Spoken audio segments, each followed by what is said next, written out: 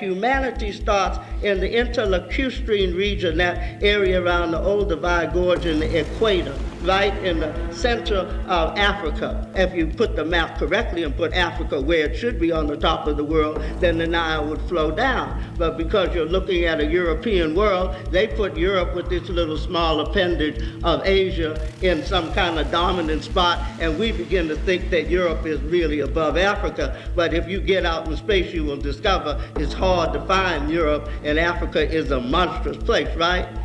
They tell us so many lies. Hey, call me Louis. This is my spot. LuiSpot. My husband's Jamaican, and he's always telling me he's pure African, and I'm mixed, and I have this and all that kind of stuff. And I have dealt in AHSA a long time with this connection, the African Native American connection, and the time has come. We have arrived at recognizing that connection. And of course, it's an autobiographical trip, because one wants to be what one is, and one wants to know what that is. But then when we listen to James and John and Dr. Ben and all this unveiling of knowledge that we all came from Africa, then you begin to deal with how did we come from Africa, In reality, how did we get here, not just on a slave ship, okay? And let me just, I usually have a map, but all of you put the map of the world in your mind. You got that? You got the map of the world in your mind. And we are here in the United States. We are here in the Western Hemisphere. And as we move into 1992, we have been told that Columbus sailed the ocean blue, and the definitive analysis of the peopling of this hemisphere is to justify that lie, that Columbus or Leif Erikson or some European discovered this land, okay? James talked about the assumptions that we have, and we think that we're Afrocentric, and we think we're not walking around with assumptions. But the basic assumption for the peopling of the world is that humanity starts in the interlocustrine region, that area around the Olduvai Gorge and the equator, right in the center of Africa. Right? You know what I'm saying? In the Olduvai Gorge, where humanity starts at the beginning of the Nile, right? And then you come down the Nile, because of course the Nile flows up, or if you put the map correctly and put Africa where it should be on the top of the world, then the Nile would flow down. But because you're looking at a European world, they put Europe with this little small appendage of Asia in some kind of dominant spot, and we begin to think that Europe is really above Africa. But if you get out in space, you will discover it's hard to find Europe, and Africa is a monstrous place, right? Because we are taught to look at the world as if north is above us, but the oldest and longest and most dominant river in the world begins in the center, begins at the equator, and flows down to Europe. That's the reality. Isn't that the reality? You can't swim against the current, and it's the longest river in the world. It's 4,000 miles long. But if you go the other way, as Cato will tell you, there is a waterway that will take you all the way down to South Africa. But they don't want you to know this great waterway exists. Now, humanity starts there, little black pygmoid, excuse the expression, but I want to give you a visualization. Pygmoid, little black pygmoid, small people with strong black bodies, nappy hair, steatopisia butts, right? Because the critical question is, how did white people lose their behind? But we won't do that tonight. I've asked John, he's working on it. Let's start with the prototype human being. It's a small, black, tropical person on the equator.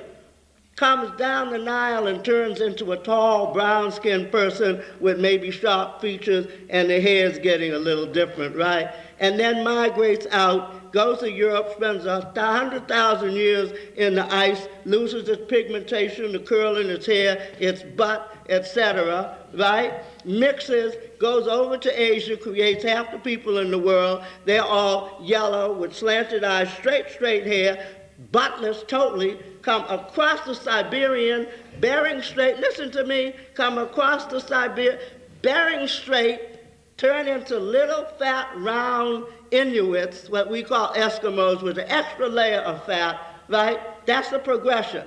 Comes in waves of 30. This is what they tell you. Look in Peoples of Africa by Time Life. Comes in waves of 30 people at a time. And by the time Columbus gets over here, he discovers, or it discovers him, 210 million people over here that have come and populated this place in bands of 30 people. That's what they tell you. You look at any map of migration, you look at any first course in anthropology, and they will tell you that's how they people this hemisphere. Now, let's check this out in the reality and the assumption. They not only came here as little Eskimos, little fat people, but then they started migrating south, right?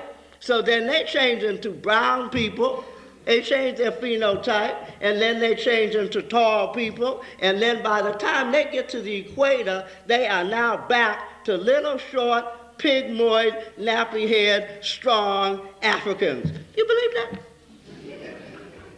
You believe that? They not only changed phenotype on a trip down, but culture. You believe that? Do you believe that the 200, first place, do you believe 210 million people were here in 1492? Do you believe that 12.5 million people were here in what is called the United States? No, because somebody told you there was a vast wasteland. Now, what you do, the scholar Dobbins, what you do is begin to take the church's records and look at how many Native Americans they wiped out. Because, you know, the church, which was busy trying to change us, kept a very definitive record of how successful they were at massacring the indigenous people here. Verrazano, in his diary, very carefully documented the phenotypes of the people here from Central America up through Nova Scotia, where my father's people come from the Ethiopian-looking people in Florida to the light Eskimo-type people in Nova Scotia. So we know what the people look like here. Now, why do they tell you that there's only one road to this hemisphere? Think about it. 100,000 years in the Ice Age. They're telling you that original people left the equator, tropical people, stayed 100,000 years in the Ice Age, then came out and started migrating, came over here and, quote unquote, reverted back into tropical people. Rather than tell you that, as we heard early this morning, in the oceanic belt of the equator, what do you see? Little black people here, little black people here, little black people here, little black people. But did they go that way? No, anthropology tells you they all went up to Siberia because they want to say the European was the first person to cross the Atlantic Ocean, right? That is what they want you to understand. Now, how difficult is it to get across the Atlantic Ocean? The second theory of diffusion of people is that, well, maybe they didn't just come through the Bering Straits. Maybe they went across the Indian Ocean, which is twice as wide as the Atlantic, or the Pacific, which is 3 times as wide as the Atlantic. Rather than say Africans left the equator belt of Africa and went right across the Atlantic to Brazil, right? That's where most of the people are. There is no archaeological evidence to suggest that they came down, and there are no 25,000 or 30,000-year-old fossils in Canada. They're in Central America, so they disappeared, their bones disappeared along the way. Rather than tell you they came across the ocean. How difficult is it to get across the Atlantic Ocean? When Admiral Cabral, again another European who discovered Brazil, according to Caminha, C-A-M-I-N-H-A, in the diary written at the time, because I like to read the diaries written at the time, they were trying to skirt the Congo River. You know the Congo River right outside of Africa? Central, right near the equator. They were trying to skirt the Congo River. They were in the Atlantic Ocean trying to skirt the turbulence coming out of the Congo River and got blown across the Atlantic. That's how difficult it is to get across the Atlantic Ocean. Now, if you read Ivan Van Sertima, you'll see all these currents. There's a book, I have it in my pocketbook, by Thor Heyerdahl, who then created a reed ship and showed you how easy it is to get across the Atlantic. Now, reeds are just paper, but Europeans didn't know that Africans, ancient Egyptians, were wise enough to actually make all kinds of boats that could go across the ocean. You know, they knew all this kind of technology. So what they did, to get back to the concept of epistemology, was to tell you this hemisphere, North and South and Central America, developed in isolation to the rest of the world. Isn't that what they tell you? They tell you the migration only came through the Siberian strait, and then people reverted into these phenotypes. These are assumptions we're accepting to keep the idea that there is only one way to get here. Now, here's the second thing. In Egypt, you have pyramids. The Nile was wet 7,000, 9,000 years BC. It was wet. And then it dried up around 4000 BC, and people dispersed, if you read Sheikh Anta Diop. Now, here's another example of this non-migratory around the equator. You have pyramids in Egypt. You have pyramids in West Africa. And you have pyramids in Central America. You have those great big thick-lipped, big-nosed megaliths in the Ivory Coast, and you have them in the Olmec civilization here. But did they cross the ocean? No, because you know Columbus discovered America. So, you know, so when you read the explanation for the divine kingship in Central America, that is the same as in Egypt or Kemet, that is the same as we heard this morning in the Ivory Coast in West Africa. And Len Jeffries can tell you in the Ivory Coast, I believe it is, they found 100 of those megalith heads. This brother who put out the gold weights. Now, here we have all this evidence. I mean, irrefutable evidence. Pyramids here, pyramids here, pyramids here. Big stone heads here, big stone heads here, big stone heads here. All African. But is this a diffusion of culture? No, no.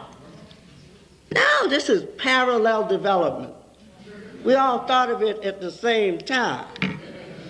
Rather than say Africans came across the ocean.